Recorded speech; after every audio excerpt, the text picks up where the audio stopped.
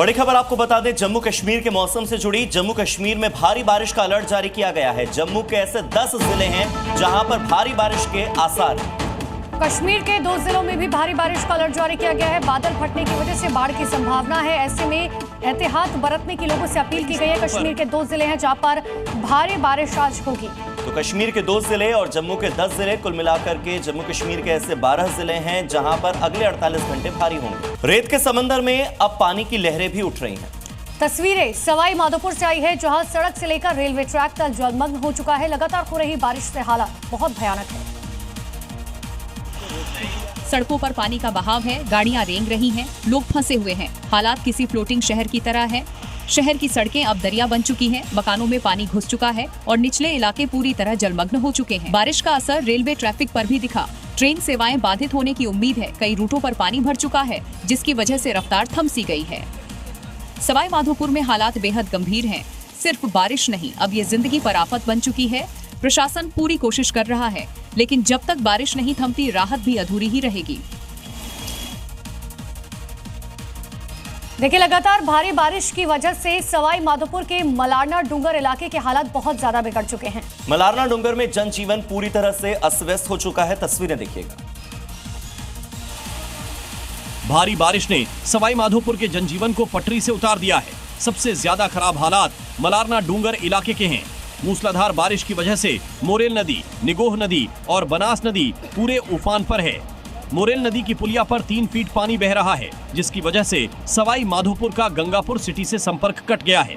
इसी तरह से मोरेल नदी भी उफान पर है और मलारना स्टेशन रोड बंद हो गया है। साथ ही बनास नदी में भी उफान आने से औलवाड़ा मार्ग भी बंद हो गया है।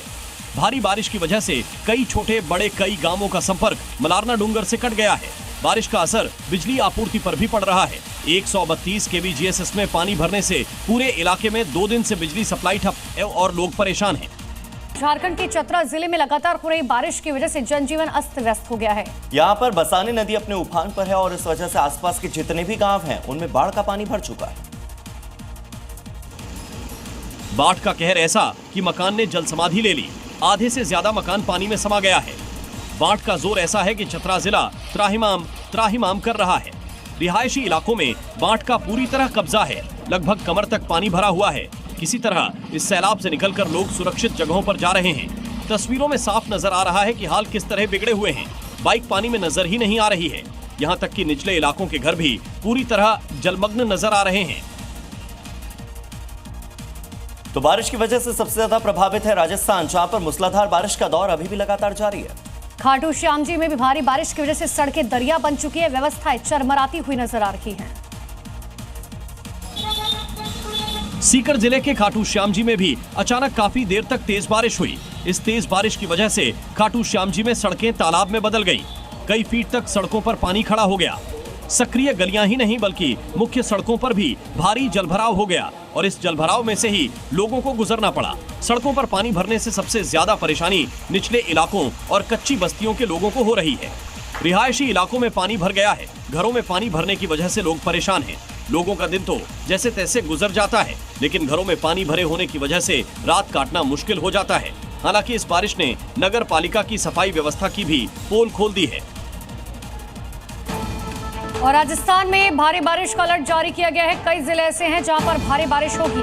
राजस्थान के टोंक में, बूंदी में, अलवर में बारिश का अलर्ट जारी किया गया है। इसके अलावा सवाई माधोपुर में भी बारिश का दौर लगातार जारी रहने वाला है। देखिए, सवाई माधोपुर में भारी बारिश से हालात बहुत ज्यादा खराब हो चुके हैं। जनजीवन अस्त व्यस्त हो चुका है। और राजस्थान के बाद अब बात कर लेते हैं पड़ोसी राज्य मध्य प्रदेश की। मध्य प्रदेश के शिवपुरी में लगातार हो रही बारिश परेशानी का सबब बनती जा रही है। अटल सागर डैम के 6 गेट खोले जाने से आफत और बढ़ गई है। अटल सागर डैम से पानी छोड़े जाने के चलते शिवपुरी के कई इलाकों में बाढ़ जैसे हालात बन गए हैं। नदी और नाले उफान पर है, जिससे लोगों को काफी दिक्कतों का सामना करना पड़ रहा है।